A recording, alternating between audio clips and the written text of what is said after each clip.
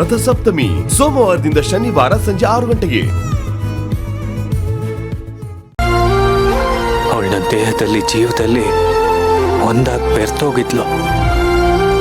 ಇವತ್ತು ಆ ಜೀವನೇ ನನ್ನಿಂದ ದೂರ ಆಗಿದೆ ಅಂದ್ರೆ ನನ್ನ ನೋವನ್ನ ನಾನು ಯಾರ ಹತ್ರ ಹೇಳ್ಕೊಳ್ಳಿ?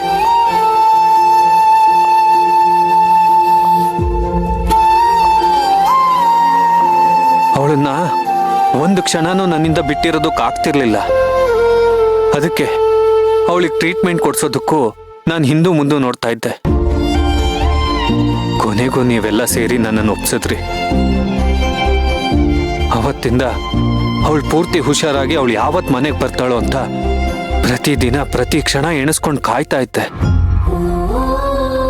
ಅವಳು ಬಂದ್ಮೇಲೆ ಅವಳಿಗೆ ಹಾಗೆ ಸರ್ಪ್ರೈಸ್ ಕೊಡ್ಬೇಕು, ಹೀಗೆ ಸರ್ಪ್ರೈಸ್ ಕೊಡ್ಬೇಕು ಅಂತ ಏನೇನೋ ಪ್ಲಾನ್ ಮಾಡ್ಕೊಂಡಿದ್ದೆ. ಆದ್ರೆ ಅವಳೇ ನನಗೆ ದೊಡ್ಡ ಶಾಕ್ ಕೊಟ್ಟು ಹೊರಟೋದ್ಲು.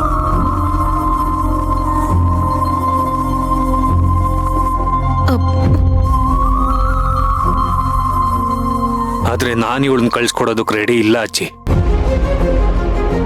ಮಣಿ ಯಾವಾಗ್ಲೂ ನನ್ನ ಜೊತೆನೇ ಇರ್ಬೇಕು, ಹೀಗೆ ನನ್ನ ಅಪ್ಪಿಗೆಯಲ್ಲಿ ಬೆಚ್ಚಗಿರ್ಬೇಕು.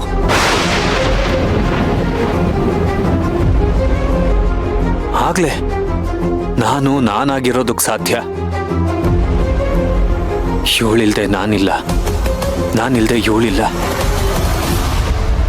ಭಾವ, ನಿಮ್ ಮಾತನ್ನ, ನಿಮ್ ಪ್ರೀತಿನ ನಾನು ಒಪ್ತೀನಿ, ಗೌರವಿಸ್ತೀನಿ. ಆದ್ರೆ ದೇಹ ಬಿಟ್ಟು ಹೋಗಿರೋ ಪ್ರಿಯಂಗೆ ಆತ್ಮ ಅಂತ ಇರತ್ತಲ್ವಾ? ಅವಳ ಆತ್ಮ ಚಡಪಡಿಸ್ತಾ ಇರತ್ತೆ. ನನಗ್ ಮೋಕ್ಷ ಸಿಕ್ತಿಲ್ವಲ್ಲ ಅಂತ ಒದ್ದಾಡ್ತಾ ಇರತ್ತೆ. ಅದು ನಿಮ್ಗಿಷ್ಟನಾ?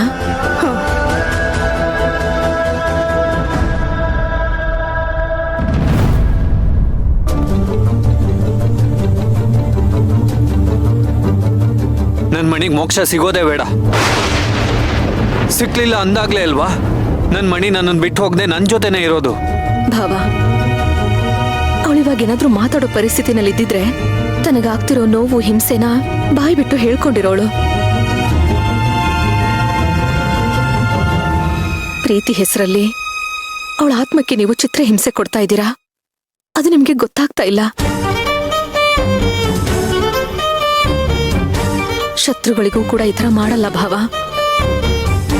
ಬದುಕಿರೋವಾಗ ಇಲ್ಲಿ ಎಷ್ಟೇ ಕಷ್ಟ ಅನುಭವಿಸಿದ್ರು ಮೇಲ್ ಹೋದ್ಮೇಲಾದ್ರೂ ಅವರು ನೆಮ್ಮದಿಯಾಗಿರ್ಬೇಕು, ಸುಖವಾಗಿರ್ಬೇಕು ಅಂತ ಹಾರೈಸ್ತಾರೆ.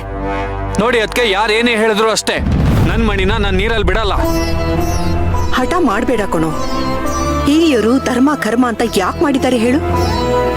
ನೋಡು, ನಾವೆಲ್ಲ ಹೇಳ್ತಿರೋದು ನಿನ್ನ ಮನೆಗೋಸ್ಕರ. ಯಾರೇನೇ ಹೇಳಿದ್ರು ಅಷ್ಟೇ, ನನ್ನ ಮನ್ಸಿಗೆ ಒಪ್ತೇ ಇರೋ ಕೆಲ್ಸನ ನಾನು ಯಾವತ್ತೂ ಮಾಡಲ್ಲ. ನೋಡು, ಅಸ್ತಿನ ಈ ರೀತಿ ಮನೇಲಿ ಇಟ್ಕೊಂಡ್ರೆ ಅದ್ರಿಂದ ಮನೆಗೂ ಒಳ್ಳೇದಲ್ಲ, ನಮಗೂ ಒಳ್ಳೇದಲ್ಲ. ಇದರಿಂದ ನಾವೆಲ್ಲ ಕಷ್ಟಕ್ಕೆ ಸಿಕ್ಕಾಕೊಳ್ತೀವಿ, ತೊಂದರೆಗಳನ್ನ ಅನುಭವಿಸ್ತೀವಿ ಕಣೋ. ಬೇಕಾದಾಗ್ಲಿ.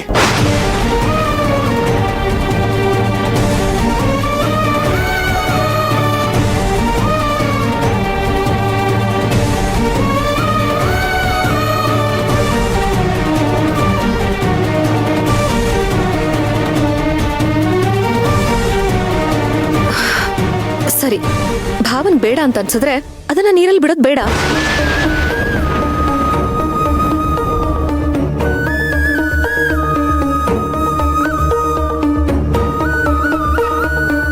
ಏನಂದೆ? ನೀರಲ್ಲಿ ಬಿಡೋದ್ ಬೇಡವಾ? ಮತ್ತೇನೇ ಮಾಡ್ತೀಯಾ? ಹೇಳ್ತೀನಿ, ಎಲ್ಲರೂ ನನ್ನ ಜೊತೆ ಬನ್ನಿ. ಅದೇನು ಅಂತ ಹೇಳು. ಇಂಥ ವಿಚಾರದಲ್ಲಿ ನಮ್ಗಿಷ್ಟ ಬಂದಂಗೆ ಮಾಡಬಾರ್ದು. ಅರಿಯೋ ನೀರಲ್ಲೇ ಅಸ್ಥಿನ ಬಿಡ್ಬೇಕು ಕಣೆ. ಇವನ್ಗೆ ಅರ್ಥ ಆಗ್ತಿಲ್ಲ ಅಂದ್ರೆ ನಿನ್ಗೆ ಅರ್ಥ ಆಗಲ್ವೇನೆ? ಅಯ್ಯೋ ಅಜ್ಜಿ, ಯಾರೇನೇ ಅನ್ಲಿ ಪರವಾಗಿಲ್ಲ. ಭಾವ, ನೀನ್ ನನ್ನ ಜೊತೆ ಬನ್ನಿ. ನೀವು ಬನ್ನಿ.